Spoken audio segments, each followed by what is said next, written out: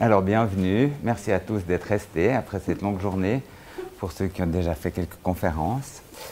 Donc je vais vous parler un petit peu de la prothèse du genou dans tous ses états, et on pourra passer un petit peu en revue les différentes prothèses qu'on peut trouver à la fois sur le marché avec des conceptions un peu différentes. Donc vous voyez ici sur cette diapositive un assemblage de différents implants avec la première génération des implants prothèse totale du genou qui étaient des implants à charnière avec des longues tiges qui s'implantaient dans l'os en étant cimentés dans les diaphyses, donc ce qu'on appelle la partie tubulaire de l'os. Et ces implants résistaient généralement pas à l'épreuve du temps. Il fallait envisager des révisions complexes de ces implants après déjà seulement quelques années. Révisions qui s'accompagnaient évidemment de problèmes majeurs concernant la déambulation. Ici, on voit d'autres prothèses, ce sont des prothèses partielles. Ici, une prothèse de rotule. Vous voyez ici un bouton rotulien avec une trochlée. Je vous ferai passer d'ailleurs quelques-uns de ces implants pour que vous puissiez vous familiariser avec tout ça. Ici, des prothèses partielles. Et ici, une prothèse totale, ce qu'on appelle une prothèse totale. Donc, c'est un resurfaçage complet du fémur, un resurfaçage complet du tibia et cette plaque de polyéthylène qui s'articule avec les deux composants. Alors, en guide d'introduction, il faut savoir que la prothèse du genou, c'est une opération fiable et qui est pratiquée à large échelle. Vous voyez qu'en 2010, on comptait 650 000 opérations de prothèse de genou aux USA en 2010 et qu'on en compte maintenant près de 20 000 en Suisse par année. 5 millions d'Américains vivent avec une prothèse du genou et en termes d'épidémiologie, on pourrait encore citer la population suédoise où une femme sur 14 est porteuse d'une prothèse. Donc la chirurgie orthopédique prothétique est donc une chirurgie maintenant pratiquée à large échelle et elle peut l'être parce que les résultats sont relativement constants. Maintenant, et c'est un petit peu le thème de cette conférence, c'est de voir qu'il existe une alternative aux prothèses totales du genou et que la prothèse partielle donne également de bons résultats, mais vous voyez que seulement moins de 10% des implants sont des implants partiels pour le genou. Alors les indications à mettre en place une prothèse de genou, c'est généralement l'arthrose. C'est dans 95% des cas l'indication à un implant. L'arthrose étant synonyme de raideur, de douleur et de limitation sur le plan fonctionnel avec un handicap notamment à la marche.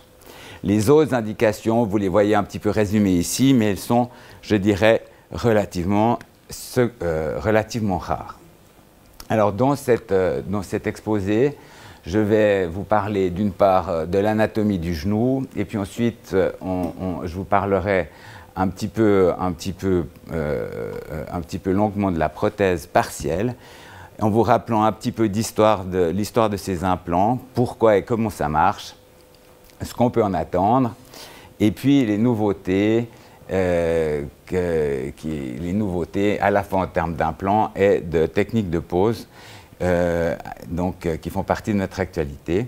Et puis un point très important concerne la réhabilitation et là je ferai plutôt référence à notre site internet où on développe justement tout un programme de réhabilitation et d'information aux patients. Donc ça veut dire une information préalable à l'intervention qui permet vraiment au patient, au moment où il vient se faire opérer d'une prothèse de genou, d'être parfaitement familiarisé avec cette intervention, les suites, et de pouvoir ainsi participer à son traitement. C'est évidemment une des choses essentielles aujourd'hui pour se réhabiliter rapidement et le plus complètement possible après une intervention.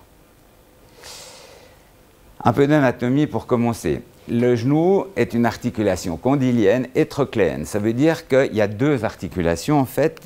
La première, c'est l'articulation fémoro-tibiale, donc entre le tibia ici et le fémur là, avec, vous voyez ici, une coupe du ménisque ici, vous voyez ces structures qui est une structure donc méniscale qui s'interpose entre les deux os, eux-mêmes recouverts de cartilage et enveloppés dans une capsule articulaire avec une muqueuse qui sécrète un liquide qui s'appelle la synovie.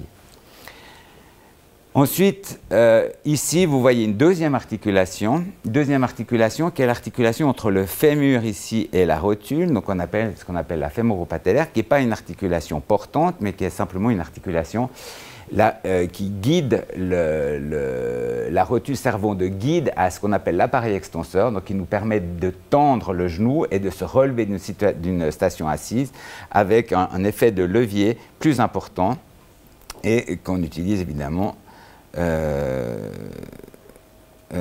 constamment. Ici, une image qui fait évidemment un petit peu, qui est un peu difficile à voir, mais qui vous montre bien en fait la différence entre un genou normal recouvert d'une couche de cartilage bien lisse et bien brillante, et ici un genou arthrosique avec une usure complète de ce qu'on appelle les condyles fémoraux, une exposition de l'os, et une disparition donc complète du cartilage, à la fois au niveau du fémur ici, mais également au niveau du tibia, où les ménisques eux-mêmes ont presque disparu et où le cartilage n'existe plus, ou seulement en partie, et n'est donc plus efficace pour absorber les contraintes. Dans ce type de situation, on ne peut évidemment envisager qu'un seul type d'implant, c'est la prothèse totale du genou, prothèse dont vous voyez ici le schéma avec ce qu'on appelle un carter fémoral, en fait, un espaceur en polyéthylène, et puis une embase métallique fixée au tibia.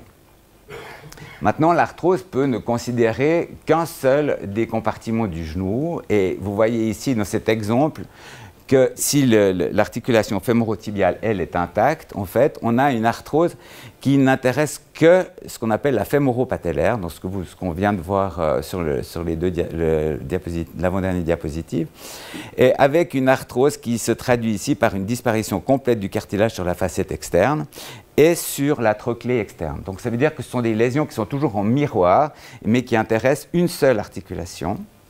Dans ce type de situation, on peut proposer une prothèse partielle, soit une prothèse fémoro-patellaire. Donc, vous voyez ici un bouclier métallique qu'on a appliqué sur la trochlée, c'est comme ça qu'on dénomme cette portion du fémur, et puis un bouton rotulien qu'on a cimenté ici à la face articulaire de la rotule et qui vient s'articuler. Vous voyez ici le bouton rotulien et la trochlée.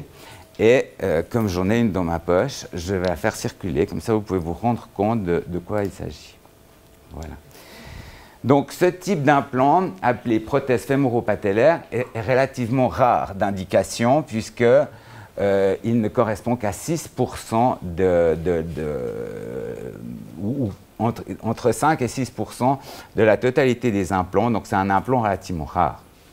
Maintenant, quels sont les facteurs qui prédisposent à l'arthrose? Alors, il y a forcément une part d'hérédité, mais elle est relativement rare.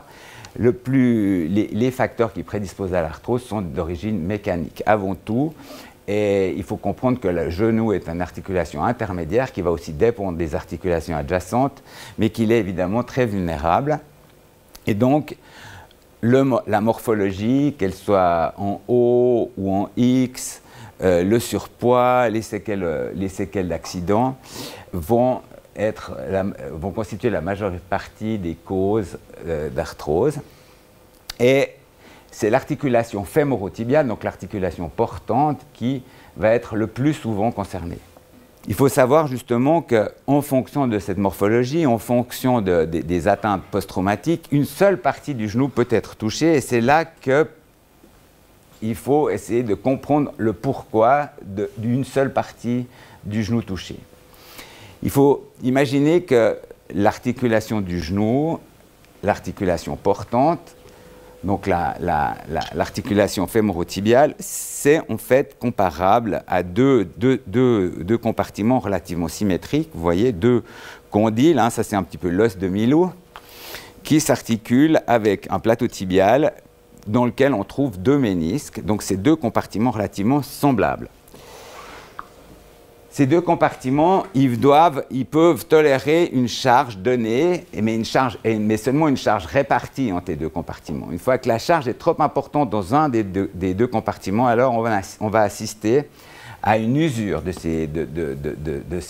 structures qui concernent ce compartiment, et en particulier du ménisque et du cartilage. Vous voyez ici sur une résonance magnétique un compartiment ici externe avec un ménisque tout à fait intact, un cartilage intact, alors que du côté interne, on voit déjà des altérations du cartilage en zone portante, un ménisque avec déjà une lésion intraméniscale et partiellement extru de l'articulation. Donc on voit déjà des signes qui sont les préludes à l'arthrose.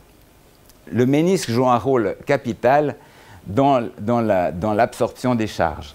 Et vous voyez ici en couple le fémur, le tibia et le ménisque qui absorbent jusqu'à 90% de la charge qui transite à travers le genou. Et cette charge, eh bien 40 à 90%, ça va dépendre beaucoup de l'axe mécanique et de la répartition des contraintes en fonction de l'architecture et du fonctionnement de l'individu. Ici, une image arthroscopique qui vous montre une déchirure du ménisque qui va conduire à en enlever une partie. Alors, la chirurgie arthroscopique nous a permis d'éviter d'enlever tout le ménisque d'un coup. Donc déjà, de ne pas avoir cette action arthrogène, donc génératrice d'arthrose, que constitue la méniscectomie. Mais il faut savoir que dans certaines situations, on ne peut quand même qu'en enlever une partie. Et après, une fois que cette partie du ménisque aura été enlevée, eh bien, il faut que le cartilage reprenne la charge. Et ce cartilage, s'il est déjà dans des conditions qui sont difficiles, il aura un peu de peine à pouvoir assumer cette tâche pendant de nombreuses années. Donc aujourd'hui, on essaie de plus souvent de suturer les ménisques pour éviter ces complications à long terme. Mais souvent, en fait, il y a des facteurs qui prédisposent. Et ces facteurs-là, on peut agir, mais il faut agir en général à distance, soit au niveau de l'équilibrage, au niveau de la hanche, du pied, corriger le surpoids, enfin, différents. Le genou lui-même, on peut rarement être très efficace sur cette articulation.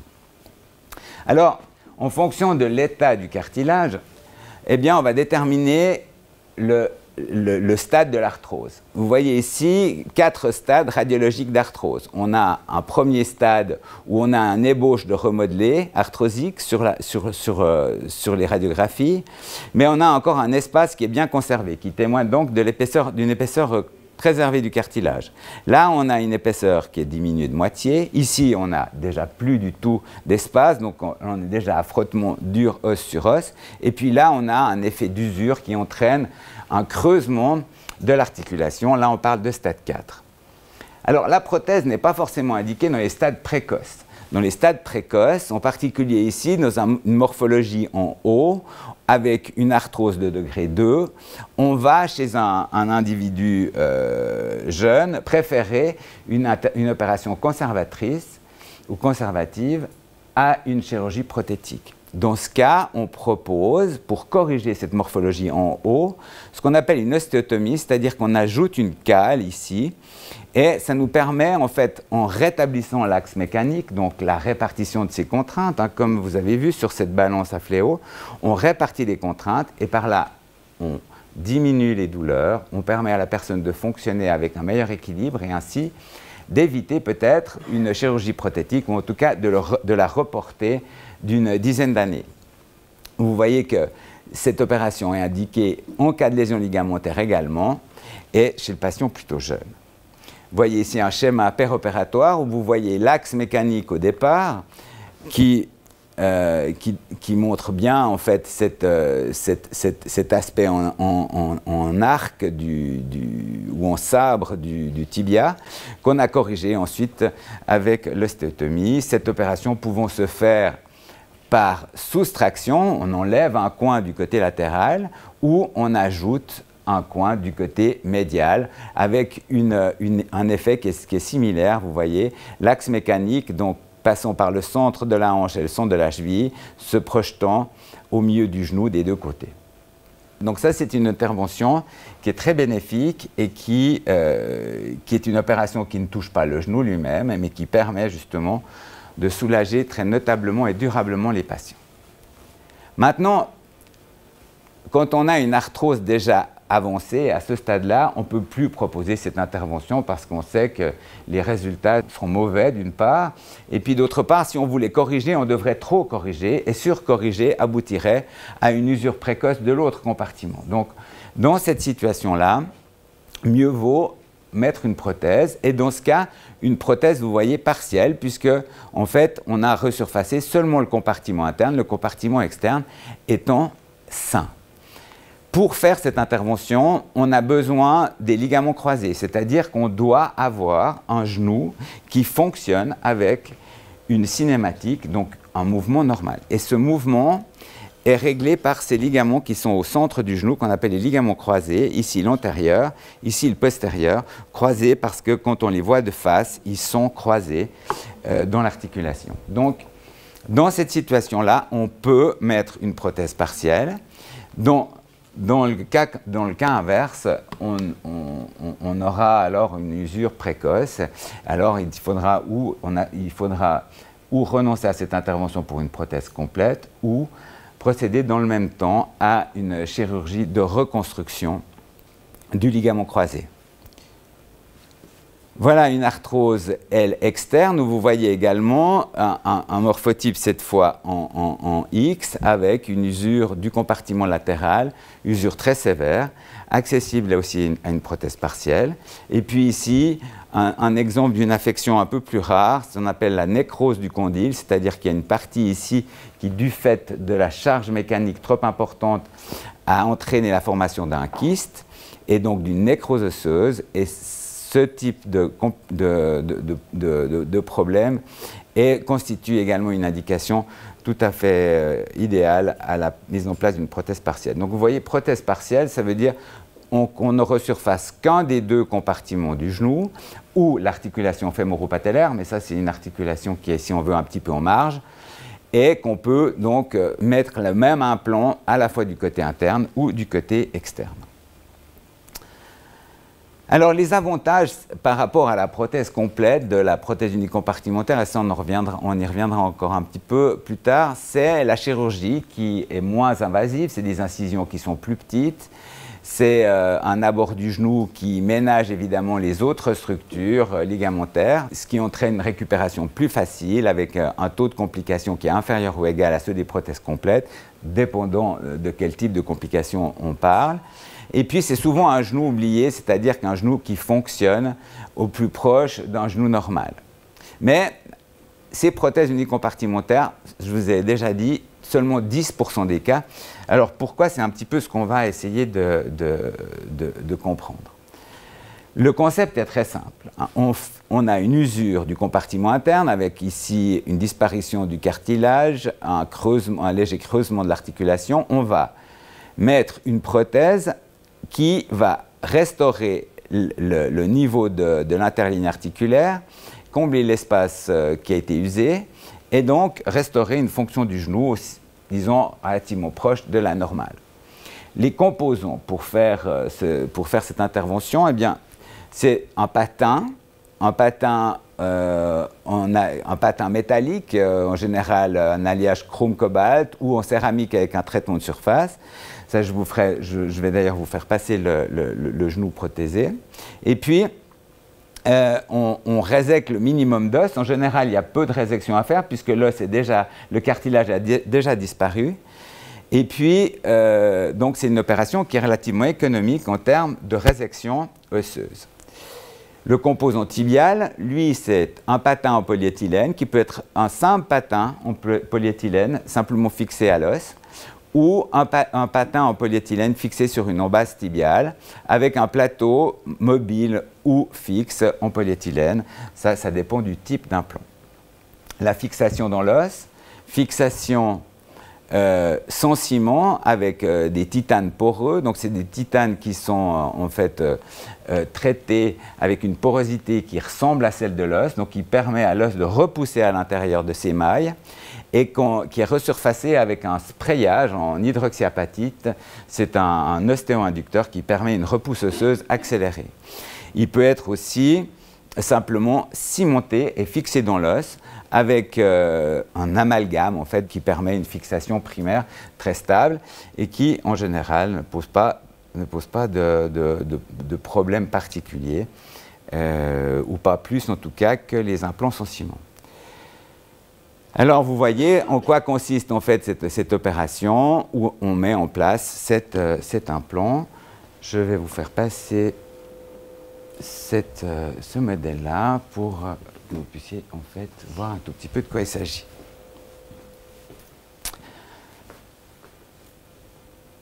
Alors, pourquoi seulement 10%? Il y a des raisons historiques à ça. Raisons historiques, dans les années 70, deux chirurgiens, et Dr. Richards et Marmor, chirurgien américain, développent une prothèse partielle du genou. Une prothèse partielle du genou qui est en fait une chirurgie alternative à ces énormes implants à charnière dont on sait qu'on a à peu près 2/3 de reprise avec des délais post-opératoires qui sont des délais de 5 ans ou même moins. Donc c'est une opération relativement minime comme ce que je vous ai décrit avant. Et puis, ces prothèses sont relativement bien mises par des chirurgiens ici très expérimentés dans la chirurgie du genou, donc eux ont de bons résultats. Mais rapidement, cette prothèse unicompartimentaire se fait une mauvaise réputation. Mauvaise réputation parce que, en fait, c'est une chirurgie quand même assez délicate. Et c'est une chirurgie qui ne tolère pas le mauvais positionnement, doit respecter relativement strictement l'anatomie. Et donc, on a un pourcentage d'échecs relativement important qui est lié à un décèlement précoce, donc en fait au fait que la pièce elle-même ne tient pas fermement dans l'os, à cause d'un mauvais positionnement. Ou bien à cause d'une mauvaise compréhension de ce qu'est la prothèse unicompartimentaire interne, qui, implantée chez quelqu'un qui a une morphologie en haut, on veut faire en même temps mettre en place une prothèse et en même temps corriger l'axe mécanique pour transformer la jambe en X. Ça ne marche malheureusement pas et ça cause des échecs par une usure rapide du compartiment opposé à la prothèse unicompartimentaire. Donc, en clair, ces phénomènes-là, alliés à la mauvaise qualité du plastique dont on disposait à l'époque, aboutissent à un taux d'échec proche de 50 à 60% de ces implants dans ces années 70 à 80. Et puis, dans la même période, un chirurgien new-yorkais, le professeur John Insull, développe, lui, une prothèse totale qu'on appelle la prothèse totale condylare, qui était une prothèse à la base construite à la fois pour un genou gauche ou un genou droite, et qui, avec un système de cam au centre de l'implant, permet un guidage tout à fait bon du mouvement du genou, avec peut-être pas une mobilité complète, mais une mobilité tout à fait satisfaisante, un bon relief au niveau des douleurs, bonne récupération au niveau de la fonction, même si depuis on a fait quelques progrès, et de la capacité de marche, et surtout une prothèse qui dure. Une prothèse qui dure 10 ans sans qu'on ait de grosses complications. Voilà une évolution sur un modèle anatomique gauche-droite de cet implant. Et voilà un autre modèle, celui-ci un peu plus récent, avec une asymétrie des plastiques. Mais vous voyez que, en fait, cette prothèse-là, si on la compare à la prothèse, à cette prothèse-là, qui est la prothèse que je mets actuellement, vous voyez qu'il n'y a pas une très grande différence entre ces deux implants. Donc, l'idée était juste, ça fonctionne et ça explique aujourd'hui le succès de cette chirurgie dans le domaine de l'orthopédie. Donc, ça n'a strictement rien à voir avec une prothèse à charnière, puisqu'ici, les deux implants, comme vous le verrez, en dehors de la petite came qui existe entre les deux, ce sont des implants qui sont indépendants l'un de l'autre. Alors, on en revient encore à ce 10%. Pourquoi ce 10% de prothèse partielle seulement? Ben parce que cette prothèse-là, elle marche. Elle marche, elle donne de bons résultats, elle est fiable sur le long terme. Et puis elle a fait un petit peu oublier les complications de cette prothèse unicompartimentaire qui reste encore une prothèse avec une assez mauvaise réputation. Il faut savoir que la prothèse unicompartimentaire, ce n'est pas une demi-prothèse du genou. Ça n'a strictement rien à voir. C'est une autre philosophie, un autre concept. Donc, c'est deux choses qui sont très, très différentes l'une de l'autre. Que la prothèse unicompartimentaire est peu enseignée, qu'il nécessite une courbe d'apprentissage et un compagnonnage. Il faut aller voir les gens qui mettent ces prothèses pour savoir les mettre. Et puis que les indications doivent être bien choisies. Il est clair qu'on ne peut pas mettre ces prothèses si... ça, je vous montrerai ensuite les contre-indications, si on a un déficit ligamentaire, si on a un appareil extenseur désaxé, etc. Et puis, il faut savoir que 2/3 des prothèses du genou sont implantées par des chirurgiens qui en implantent moins de 20 par an. Donc, 10% de 20 par an, ça fait relativement peu. Donc, c'est aussi pour ça que cette prothèse est relativement peu implantée. Mais la prothèse unicompartimentaire donne une sensation de genou plus naturelle, une récupération fonctionnelle précoce. Et aujourd'hui, il faut savoir que les patients sont moins satisfaits qu'il y a 10 ans d'une prothèse totale du genou. Et ça vient du fait qu'aujourd'hui, les gens sont beaucoup plus exigeants. Il y a 10 ans, les gens étaient peut-être satisfaits avec une prothèse qui leur donnait un périmètre de marche relativement correct, peu de douleur, une bonne fonction. Mais aujourd'hui, on attend d'une prothèse qu'on puisse jouer au tennis, faire du ski, faire un parcours de golf sans aucun problème. Donc aujourd'hui, en fait, l'indice de satisfaction est moins bon, pas parce que les résultats sont moins bons, mais parce que l'attente est plus importante.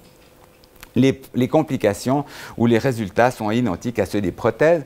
Comme on peut le voir ici sur ce tableau, vous voyez des séries relativement importantes, comme cette série de Price, qui a mis 439 implants avec 93% de taux de survie à 15 ans. Donc ça veut dire qu'à 15 ans, il y avait encore 93% des prothèses implantées qui étaient en place et qui fonctionnaient. Donc vous voyez que dans tous ces travaux, un seul est en dessous des 90% à 10 ans et avec ici des implants qui ne sont pas tous les mêmes. Donc on a passé d'un taux de survie d'implant de 57 à 67% en 95 à aujourd'hui un taux de survie d'implant à peu près compris entre 90 et 98% à 10 ans et légèrement inférieur à 90% à 20 ans. Alors, le taux de survie de ces implants, il va évidemment dépendre de différentes choses, de la stabilité du genou, du décèlement des implants. Vous voyez ici un implant tibial qui bouge, donc un implant qui s'est décellé de l'os, ou par un surcroît de contrainte, ou par des causes qui peuvent être aussi à distance, mais qui majorent la charge dans ce compartiment, par l'usure du polyéthylène. Ça, c'est un problème qu'on n'a pratiquement plus, parce que les polyéthylènes aujourd'hui sont de haute densité et ils s'usent relativement peu. Et puis, on peut avoir une progression de l'arthrose dans le compartiment, parce que l'arthrose, c'est une maladie qu'on ne maîtrise pas encore tous les aspects.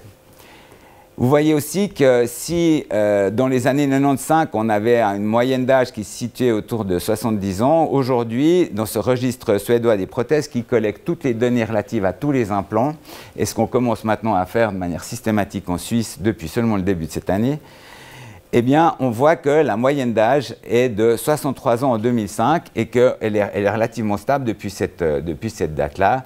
Donc, la prothèse unicompartimentaire, on privilégiera évidemment le patient jeune et actif qui peut reprendre son activité au même niveau dans à peu près 94 à 97% des cas selon les études, avec un taux de complication relativement comparable à ceux des prothèses totales. On a même élargi ces indications pour des patients qui sont très demandeurs, c'est-à-dire des gens qui, comme ce footballeur qui jouait en Ligue nationale allemande, voulait continuer à jouer au tennis avec une arthrose extrêmement sévère dans un contexte de morphologie en haut. Eh bien, ce patient, j'ai pu lui proposer une prothèse unicompartimentaire associée à une ostéotomie correctrice, donc cette chirurgie que je vous ai montré tout à l'heure, et encore à une reconstruction du ligament croisé antérieur.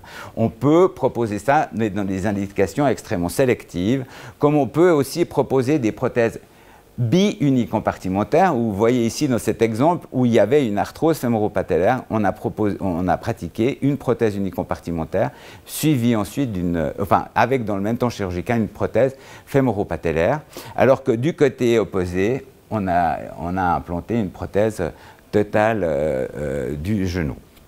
Donc, indication et aussi et surtout contre-indication. Insuffisance ligamentaire, forte déformation en O ou en X, déficit d'extension, ça veut dire impossibilité de tendre le genou de manière significative, une arthrose de la hanche, parce que l'arthrose de la hanche, elle va déterminer en fait une différence de répartition de la charge au niveau du genou, donc ça il faut vraiment en tenir compte. Une affection rhumatismale qui touche l'ensemble de l'articulation, une atteinte de plusieurs compartiments, des séquelles de fracture et le surpoids. Alors le surpoids, pas toujours, et là c'est une indication relative, seulement une contre-indication relative. On sait que le surpoids entraîne une usure un peu plus importante, en particulier en cas de déformation des membres inférieurs, qu'on a aussi des douleurs plus importantes sur l'articulation entre la rotule et le fémur, mais on a un taux qui est relativement comparable en termes de taux de survie d'implant, et sur le plan fonctionnel, on n'a pas de différence de résultat. Donc aujourd'hui, c'est encore un point d'interrogation. Prothèse unicompartimentaire et surpoids, je pense qu'il y a, en fait, il faut simplement mettre la barre à un certain niveau quand on parle de surpoids, et aussi qu'on voit la personne, de quelle manière elle se déplace, parce que ça fait aussi une grande différence. L'obèse étant parfois quelqu'un qui se déplace avec une répartition des contraintes qui est très asymétrique entre les deux compartiments. Maintenant, vous voyez un ensemble de prothèses, on va parler maintenant de la prothèse totale du genou, avec ici un ensemble de différents implants. Donc il y a une grande variété de ces implants, mais on va se limiter à deux types d'implants bien particuliers qui sont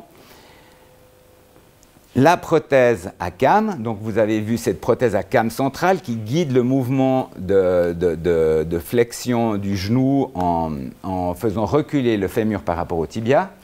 Et puis la prothèse, donc là je pense qu'elle circule aussi déjà, une autre prothèse qui est une prothèse qui, elle, est une prothèse à plateau mobile, dont vous avez l'illustration ici, avec en fait deux surfaces qui n'ont rien à voir, enfin qui sont, si vous voulez, congruentes, mais sans effet directionnel donné par la came, comme dans cet implant-là. Donc ce type d'implant ne peut être implanté que si on a un appareil ligamentaire intact, c'est-à-dire ligament latéral interne et externe, qui tiennent. Si on a une distension ligamentaire ici importante, on va devoir mettre une prothèse à charnière, donc une prothèse avec une articulation centrale, et ces prothèses sont heureusement rares parce que leurs résultats fonctionnels sont moins bons que les prothèses à glissement, mais disons elles correspondent à 1 à 2% des implants implantés chaque année. Alors, les indications, arthrose sévère globale, déformation majeure, affection rhumatologique, tumeur, contre-indication, un état infectieux, évidemment, un état vasculaire précaire ou des problèmes cutanés, puisque les problèmes cutanés exposent à des complications redoutables qui sont d'ordre infectieux. Alors, plutôt que de vous faire un survol global de tous les articles publiés sur la prothèse du genou, j'en ai pris un sur la prothèse que j'implante. Et que j'implante depuis 5 ans et que je ne m'apprête pas à changer parce que je pense que c'est la Rolls de la prothèse du genou, cette prothèse justement à plateau mobile avec une trochlée très profonde qui accepte tout à fait bien la rotule. Donc sur une série de 300 prothèses revues avec un recul moyen de 6 ans et demi par le docteur Berkovi, qui est concepteur de l'implant et qui a sa pratique à Paris, eh bien, le score, donc sur une échelle visuelle de la douleur, est à 1 sur 10 en moyenne à 6 ans et demi, avec une mobilité à 127 degrés de flexion, donc relativement considérable, marche sans canne à 3 mois dans 100% des cas. Genou oublié dans 47% des cas, 53% non, hein, donc ça il faut quand même savoir, et c'est le concepteur de l'implant, donc on pourrait être un petit peu généreux sur les chiffres, donc ça il faut peut-être se méfier, mais c'est quelques chiffres comme ça qui vous donnent des points de repère. Et puis, dans la patientèle opérée, 48% de patients très actifs, donc pratiquant du ski, du tennis ou d'autres sports, 46% moins actifs, mais avec quand même faisant de la randonnée, du golf ou de la chasse, et 9% de patients sédentaires indépendants et 3% de patients dépendants qui sont restés dépendants après l'implantation de leur prothèse.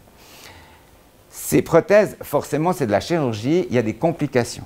Il y a des complications et dans cette série, vous voyez, il y a des complications de deux types, des complications d'ordre médical et des complications d'ordre chirurgical. Alors, dans les complications médicales, disons, ce qui vient largement en tête, c'est les phlébites. Ici, on a fait à 5 jours un examen ultrason des membres inférieurs systématique à tous les patients.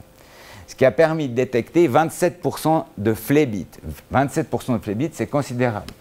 Mais il faut savoir aussi qu'on n'est pas qu'on parle de petites phlébites, c'est-à-dire des phlébites qui intéressent dans pratiquement tous les cas seulement le mollet. Donc c'est relativement peu, il y a relativement peu de morbidité, puisque vous voyez que sur 27% et 300 patients, il y a seulement 0,8% d'embolie pulmonaire. Donc, c'est un examen de dépistage qui permet néanmoins de pouvoir optimiser le traitement anticoagulant dans la période post-opératoire.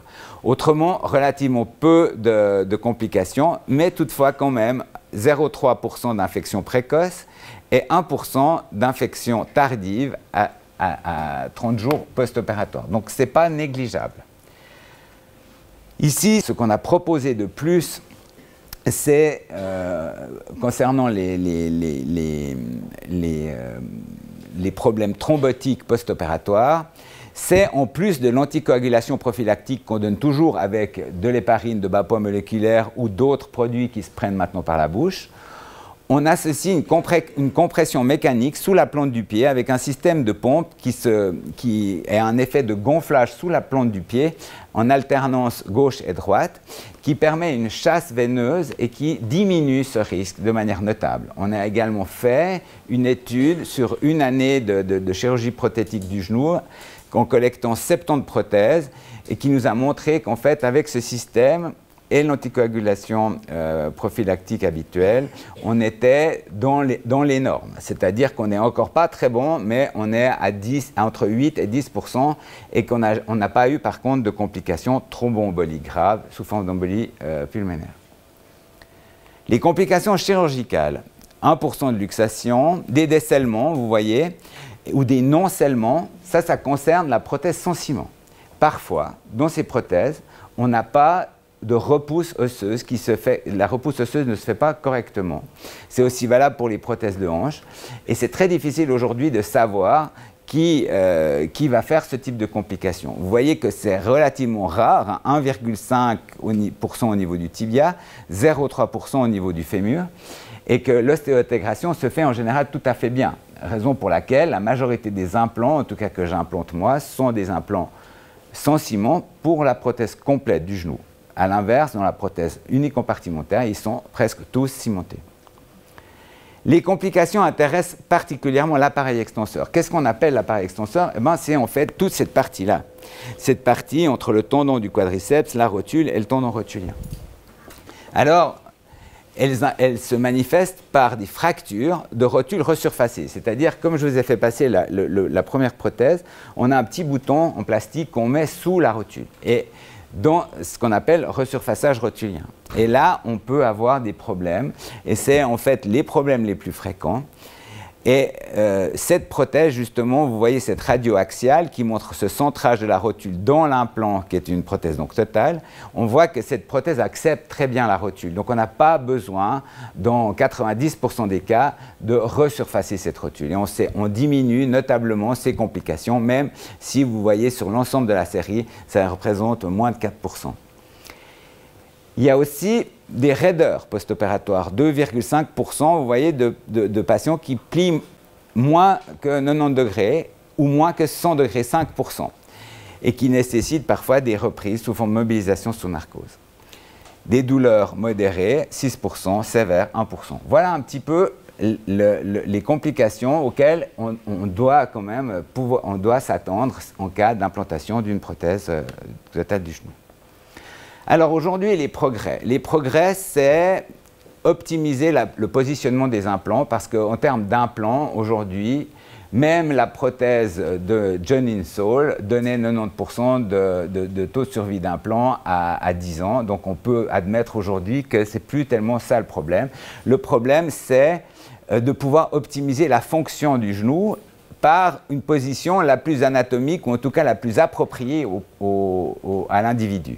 Pour ça, on utilise des systèmes de guidage en 3 dimensions avec, en salle d'opération, la possibilité de pouvoir visualiser l'implant, comment va se positionner l'implant.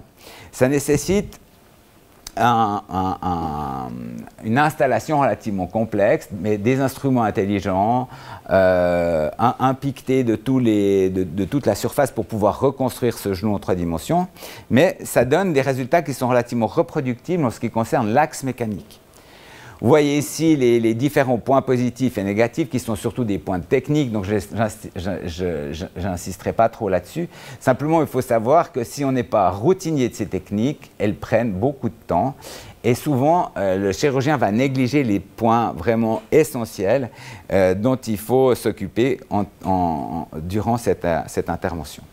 Alors, d'autres techniques sont maintenant arrivées sur le marché qui, elles, consiste à planifier le positionnement de la prothèse par un planning préopératoire et de pouvoir ensuite guider les instruments. Donc il ne s'agit plus d'instruments intelligents, mais il s'agit de positionner la prothèse exactement comme on l'a décidé, avec des guides qui vont être personnalisés au genou du patient. Et vous voyez ici, vous avez une pièce de puzzle qui s'adapte exactement, en fait.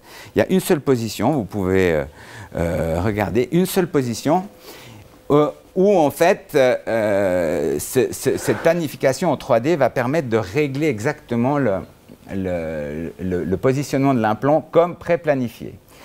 C'est une technique qui est relativement récente. Moi, j'avais fait la première utilisation de ce système en début 2010 ici. Donc, on est encore à l'état d'évaluation, mais c'est une technique qui est extrêmement prometteuse et qui permet vraiment, en fonction des différents points de repère qu'on prend en compte pour situer l'implant, de pouvoir être en fait très proche de la meilleure anatomie prothétique du genou. Mais il ne s'agit que d'une reconstruction osseuse qui ne tient pas compte des laxités ligamentaires. Or, le genou, il est extrêmement sensible à ces différences de tension ligamentaire entre l'interne, l'externe, en avant et en arrière. Donc ça, en fait, ces instruments ne nous donnent pas tout, et en particulier pas de données précises en ce qui concerne cette balance ligamentaire. Voilà ce qu'on aura ici. Donc, on fait un scanner ou une IRM, on envoie ça aux ingénieurs qui nous retournent en fait une maquette avec, ici, vous voyez les plans de coupe qui vont servir à la mise en place de l'implant. Et puis, avec les différentes valeurs dont on va tenir compte et qu'on va corriger, parce que le chirurgien peut corriger, et positionner l'implant exactement comme il le souhaite. C'est-à-dire ici, vous voyez, on va pouvoir régler la flexion, l'extension, la taille de l'implant au plus près de l'expérience du chirurgien.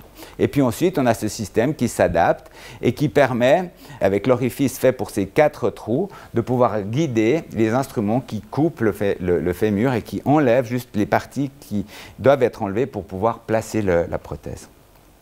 Améliorer les chances de récupération en minimalisant le risque de récupération, c'est ce qu'on espère avec ces nouvelles techniques. Un mot sur la rééducation. Un mot sur la rééducation. La rééducation, c'est un élément absolument capital dans la récupération fonctionnelle. C'est un élément où vous, les patients, actuels ou futurs, peuvent justement optimiser et changer en fait totalement la donne en étant participant et en participant à votre traitement. Aujourd'hui, on ne laisse plus les gens au lit, on ne les immobilise plus dans des plâtres, on les lève le jour même en salle de réveil, on les fait marcher en appui complet tout de suite, on immobilise le genou en flexion pendant une nuit après une prothèse partielle, 2 nuits après une prothèse complète pour limiter les saignements, faciliter la récupération ensuite de la mobilité en flexion. Et puis on insiste sur la récupération du contrôle actif du genou, soit en fait de contrôler ce genou à la marche, sans avoir d'attelle ou de moyens auxiliaires autres que les cannes. Les cannes étant extrêmement utiles pour la récupération fonctionnelle post-opératoire, car en fait elles permettent de réharmoniser une démarche qui souvent était accompagnée d'une boiterie en préopératoire. Et puis on mobilise aussi le genou sur des attelles motorisées. Et puis, dans cette clinique où on fait les 4 O, comme vous avez pu vous en rendre compte, hein, orthopédie, ophtalmologie, ORL et oncologie, eh bien, on a tout un personnel qui est très rodé, spécialisé à cette chirurgie orthopédique, aussi bien au bloc opératoire que dans les étages, et qui permet d'obtenir aussi de pouvoir suivre les patients d'un œil très attentif et de personnaliser leur suivi post-opératoire. Parce que là aussi, chacun récupère à son rythme et il faut en tenir compte. Il faut éviter les rééducations qui se passent comme ça. Il faut préférer les petits progrès, mais les progrès quotidiens. Donc, en conclusion, je dirais que près d'1 million de prothèses de genoux par an sont implantées dans le monde, à peu près le même nombre pour les prothèses de hanches, que les résultats sont bons, les complications, on les connaît, elles existent, mais on peut aussi les prévenir. Et les plus fréquentes, c'est toujours l'infection, la thrombose et les complications liées aux transfusions sanguines. Donc ces complications-là, on essaie de les minimiser au maximum. Avec en salle d'opération des récupérateurs de sang qui permettent d'éviter ces transfusions qu'on faisait souvent à l'époque. Et puis que l'information au patient est essentielle parce que, en fait, le patient doit être participant à son traitement et c'est un des gages de succès. Le meilleur choix entre prothèse partielle et prothèse totale, je pense que là, il y a encore beaucoup d'interrogations. Probablement que ce 10% de prothèse partielle va évoluer probablement vers le haut. Mais les résultats des prothèses totales sont aujourd'hui vraiment reproductibles et bons. Et je pense que le choix pour un chirurgien qui fait relativement peu de prothèses par année, de privilégier ce type de chirurgie, donc la chirurgie prothétique complète, parce qu'elle donne de bons résultats.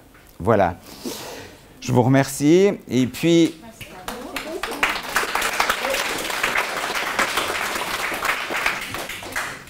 si vous voulez en savoir plus sur la rééducation, je vous réfère à medicol.ch, le site du centre d'orthopédie de la clinique, qui, avec un film sur la réhabilitation après prothèse totale du genou, que vous trouverez dans la rubrique Vie active.